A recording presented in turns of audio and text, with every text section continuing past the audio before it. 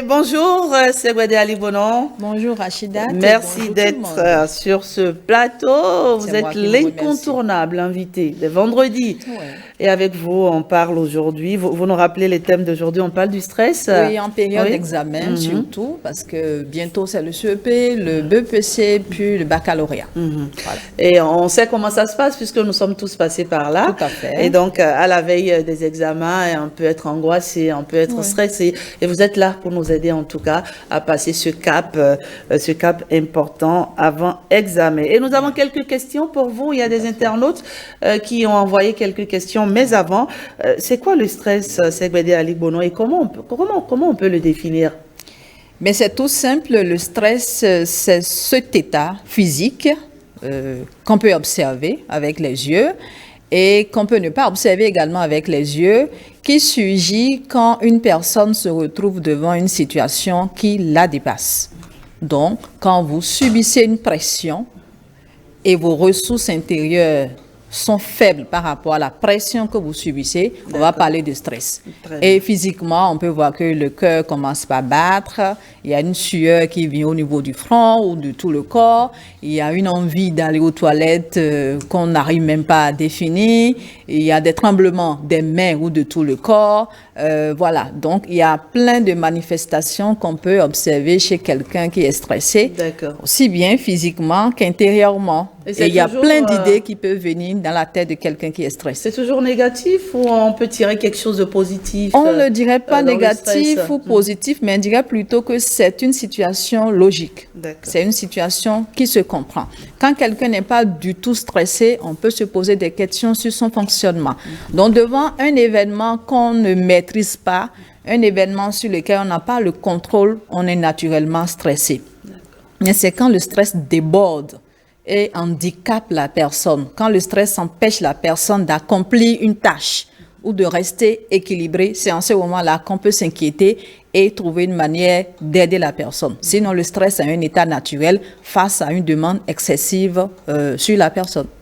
Alors, pourquoi, Gwede Ali Bonon, on a cette tendance à jeter un dernier coup d'œil dans le cahier, de coup, juste avant le début des compositions? Est-ce que c'est toujours le stress? C'est le doute. C'est le doute. Le stress va créer le doute.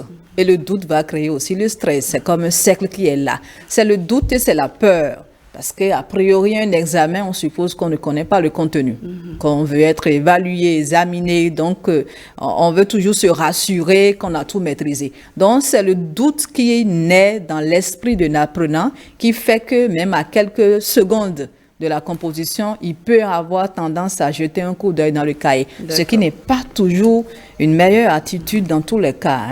Le peu qu'on a appris, c'est de développer la confiance en soi, la tranquillité qu'il faut, la détente qu'il faut pour aller rendre le peu qu'on a appris. Un examen n'est pas forcément un concours, c'est pas pour tirer l'élite, les meilleurs, mais c'est pour juste évaluer si l'essentiel des enseignements donnés par l'école ou par les parents sont l'essentiel est compris par l'apprenant. Donc, jeter forcément des coups d'œil au dernier moment peut même embrouiller la personne qui veut rendre l'enseignement. Je connais ça. Hein? Oui, c'est ça.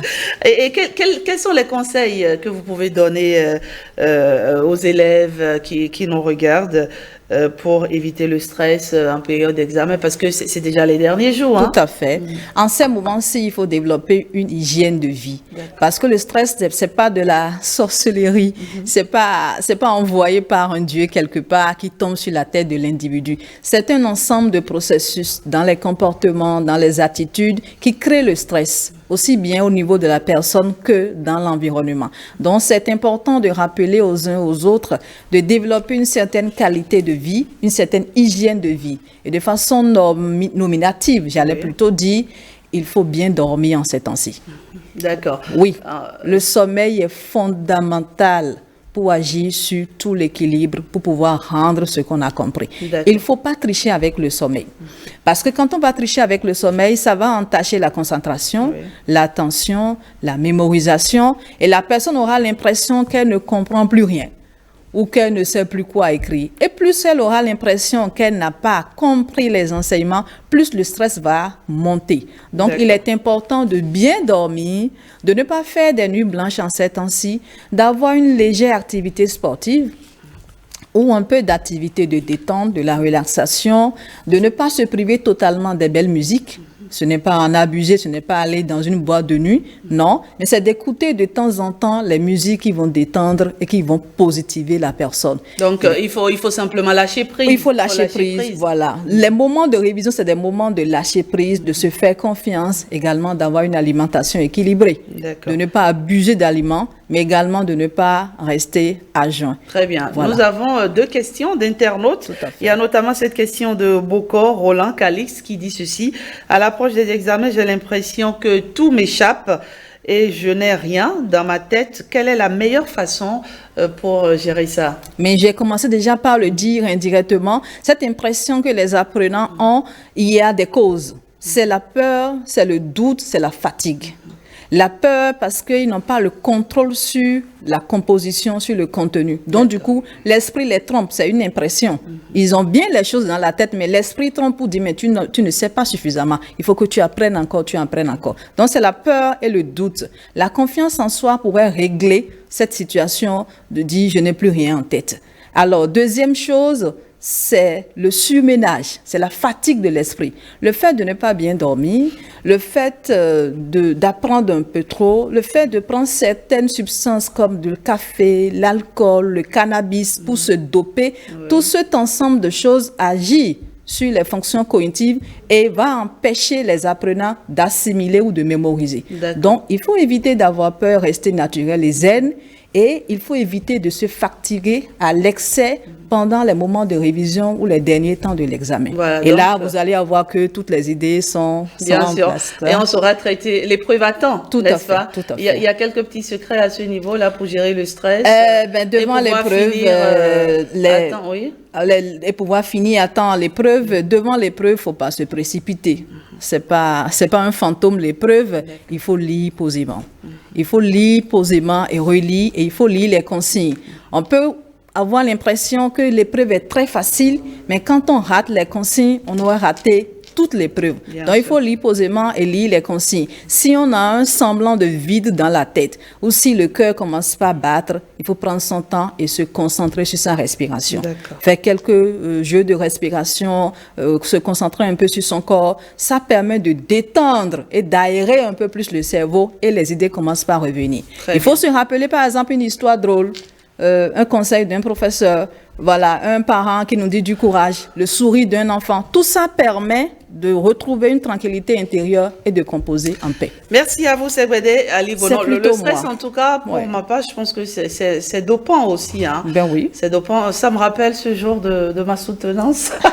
Ça, où j'ai pratiquement, j'avais la bouche sèche. Ah, mais oui. J'ai perdu toute salive dans la bouche. Oui, donc, c'était difficile même d'articuler. Oui. C'est le stress qui fait ça. Oui, c'est ça. Mais passer les premiers instants de ce stress, il faut se ressaisir et se dire, voilà, on a une soutenance à tenir, on a une épreuve à terminer. Et sans doute qu'au bout, il y aura un bon résultat. Oui, c'est ça. Sans stress, il n'y a pas la vie. Absolument. La vie est faite de stress. Merci, Segwede Ali Bono. Bon vendredi. Merci, pareil. On se retrouve la semaine prochaine. Et je souhaite à tous bonne composition déjà pour ceux qui vont composer avant le vendredi prochain. Et bonne continuité de révision pour ceux qui continuent de réviser. Très bien. Et on rappelle le thème de la semaine prochaine. Oh, je propose qu'on leur garde un peu cette surprise-là. Et puis, ils vont découvrir ça pendant la semaine. Très bien. Ils restent juste cochés à nous suivre. Merci à vous, Segwede Ali Bono. On vous retrouve la semaine prochaine pour une autre thématique tout aussi intéressante que celle d'aujourd'hui. À très vite. À très vite.